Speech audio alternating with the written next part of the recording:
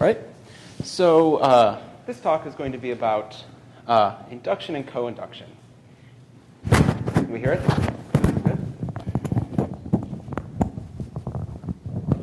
How about now? Yeah. Good? Okay. So this talk is about induction and co-induction and how we can use duality and symmetry to put them on equal ground in programming languages. So both of these are instances of well-founded recursion, right? So well-foundedness means termination of some sort of the programs that we write. So these are loops, but we rule out all infinite loops. So this is important for things like proof assistance, which require termination for the soundness of their logic. It's also useful for dependently typed programming languages that want to ensure that compilation always results in some program and doesn't get stuck in an infinite loop. And so for induction, we're probably most familiar with this. So this is kind of the bread and butter of a lot of functional programming. We have inductively defined data types like natural numbers and lists. And we can define functions like the length, which compute the length of a list by induction on its structure. Right? So we've all seen stuff like this before. That's pretty normal. So co-induction is a little bit different, and there's a few different stories for how that might go. So one example is we might say that we have infinite lists, which are sort of lists that never stop.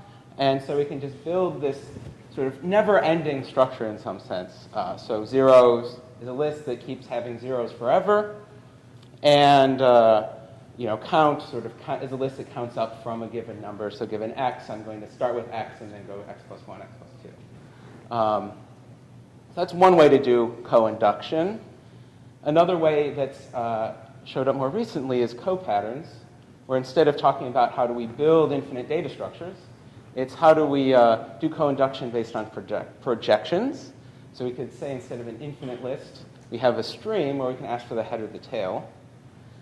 And so we can define the same things as before in terms of the list of zeros. Well, the head of that is going to be 0, and the tail is going to be the same thing. And we can also define count. The head is whatever x we're given, and the tail is going to be what we said the next one, so x plus 1.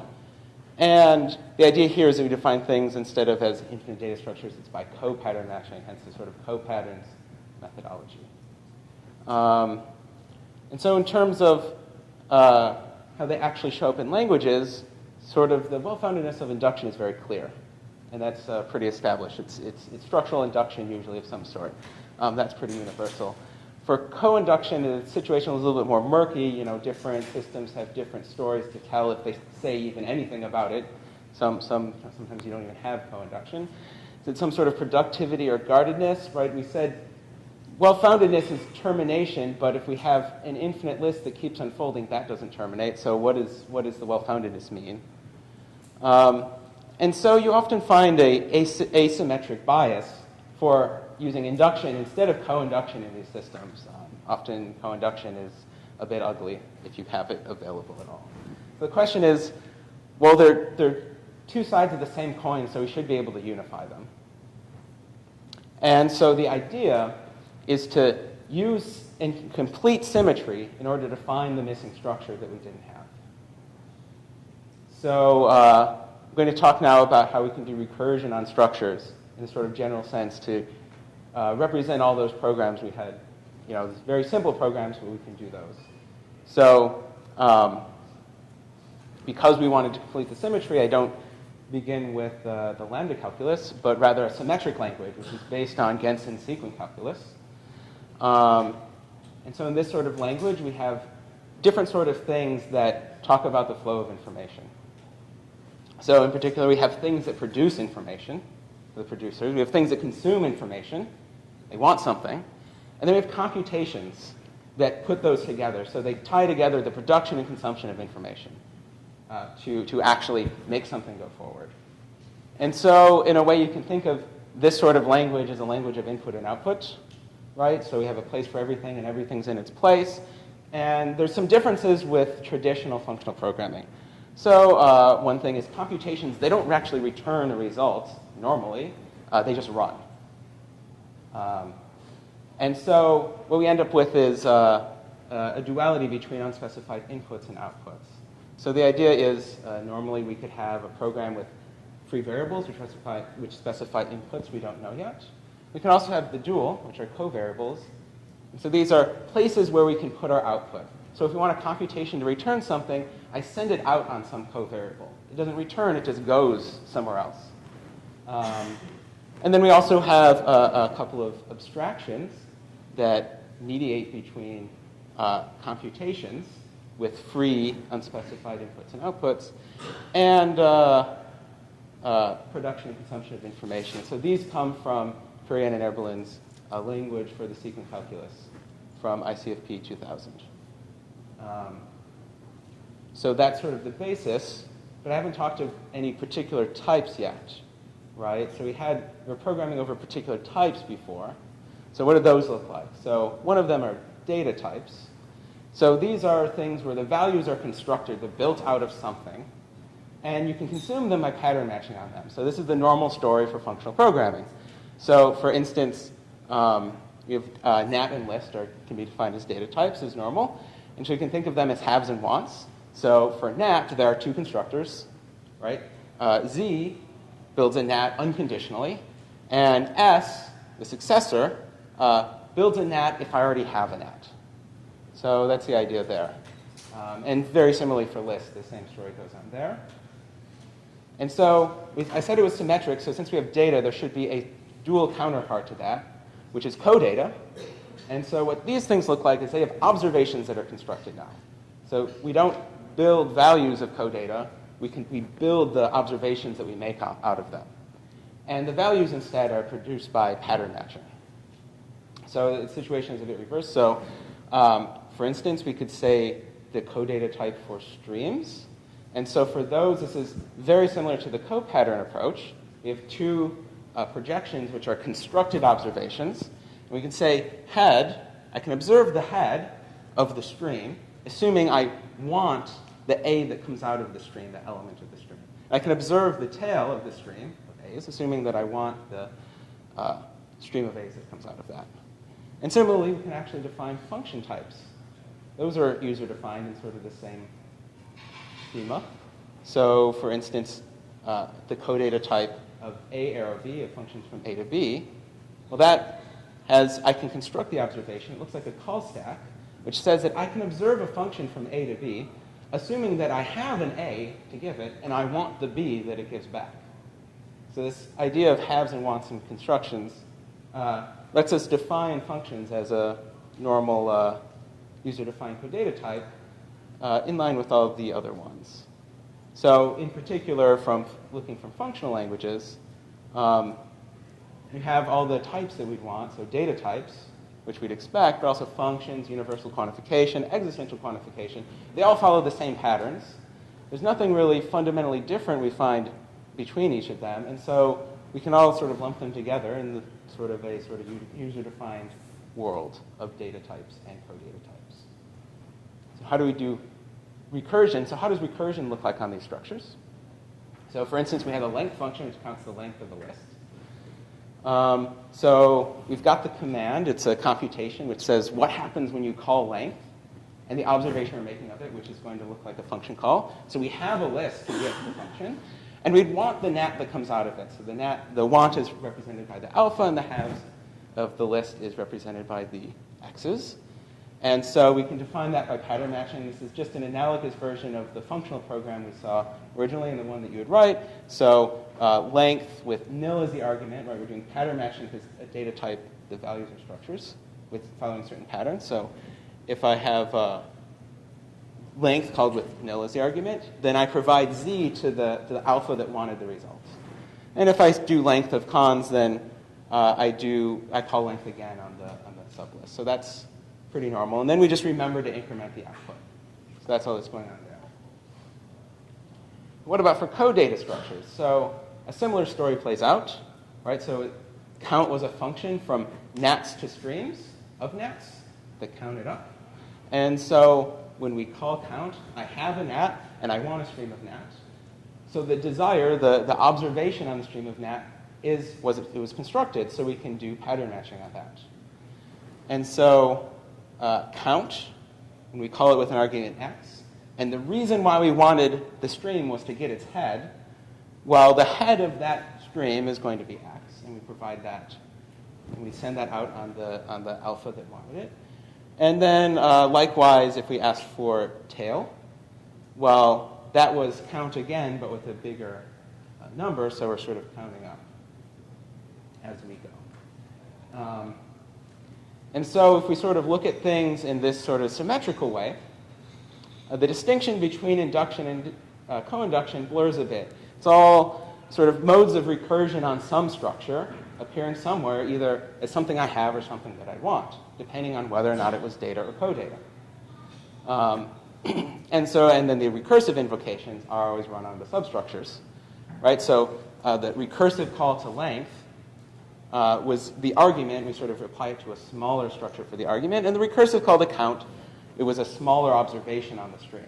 So it's just the same idea of structures getting smaller during recursion. There's really nothing different between the two ideas in this way. So that was a little bit informal in terms of this. The structures get smaller. It's very easy to say, and it's very easy to see in these toy, simple examples. But so now let's look a little bit at how to be a bit more formal on how we make sure that these definitions are actually well-founded and they can't go off forever. And so really the challenge is going to be finding that substructure.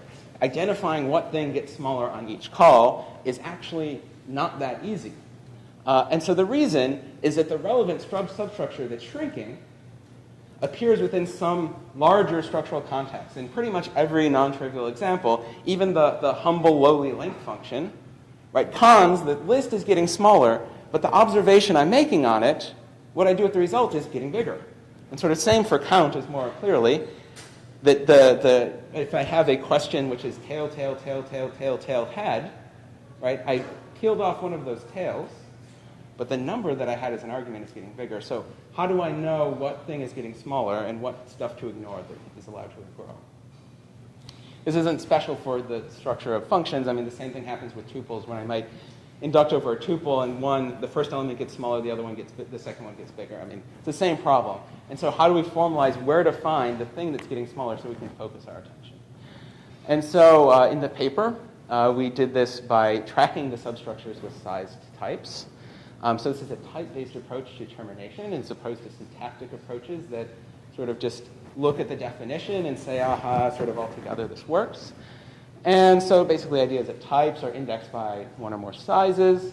And when we do this, it actually turns out that we can separate the recursion that occurs in the world of types from the recursion that occurs in the world of programs and computation.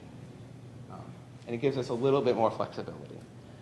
And so in the world of types, what we end up doing is we add an extra size index to all of our recursive data types. And this is what lets us make sure that these types are well defined, as opposed to other criteria like being strictly positive. We're using sizes to say that this type has a well-defined meaning. And basically, we use the same changes in size to track substructures that happen recursively. For example, if I have x is a nat, then the successor of x, or a nat of size I, then the successor of x is a nat of size I plus 1. It seems reasonable. The size got at least one bigger because I added a constructor. And the same thing happens with co-data. There's nothing really different there.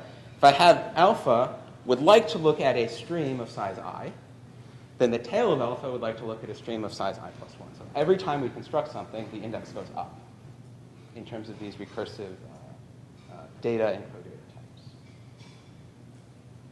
And so what about recursion in programs? So basically the recursion over the structures of recursive types, so like lists and streams, end up quantifying over these size indices. So basically things like length, doesn't really matter how big of a list you give it, I will always deliver you a natural number. Right? So the idea is I don't care about the size of the list anymore, and so we quantify over it. So for instance, length has a type for all types A of the elements, and for all sizes I can take a list of size I with elements A and give you back a nat of that same size I.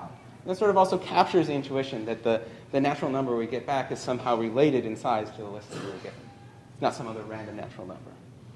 And for count, it's a little bit more complicated, but the idea is for any size I, given some natural number of a size I don't care about, which is given by the existential quantification, I can deliver you a stream of size I that's full of natural numbers of some indices that we don't know how big they are, and that has to do with the fact that those natural numbers are going up as we went.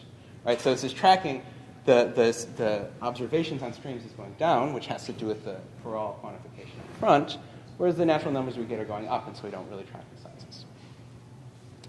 And then we can also have different sizes for different purposes. So they achieve different goals in programming. So we have step-by-step primitive recursion, where we get computation depends on these indices at runtime, but that lets us actually do sort of a little bit of different programs, like we can do dependently typed vectors like that, which say how big they are exactly. And we can also do a sort of bounded recursion, where these indices don't matter and they can be erased completely at runtime. And so in the end, these quantifiers, so sort of like the for all and exists of normal types, they themselves can be described as co-data types. So their values and observations are also structures. And their structure happens to, the shape of those structures describe the recursion going on in the program. So we have these structures for describing structural recursion. And like normal for all and exist, it doesn't really matter what type you quantify over. Right? So we're quantifying over indices in some arbitrary type, and that means they're not the quantifications themselves are data and codata, but we can quantify over arbitrary types. So it looks like so you can do things like induct over codata types or co-induct over data types to write interesting programs. So there's a lot more in the paper that I didn't have time to talk about, but I encourage you, if you're interested in any of this, to go check it out. There's a lot more details spelled out there. This is just the high-level intuition. Yeah, and so as the final remarks, the lessons to learn, induction and co-induction are both just modes of structural recursion in some form or the other. But in order to find that structure, you have to look at both sides of the story instead of just being biased for one. And so, yep, that's it. Thank you.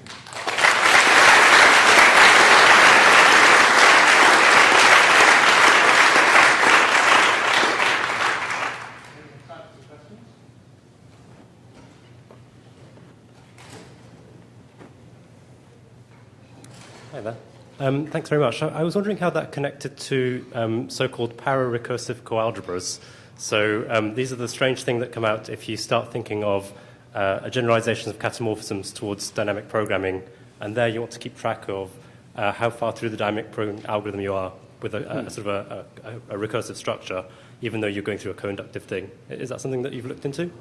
It is not something I've looked into before, so I'd have to look into it for a better answer. Okay. But yeah, I mean, there might be a relationship there. Great, thanks.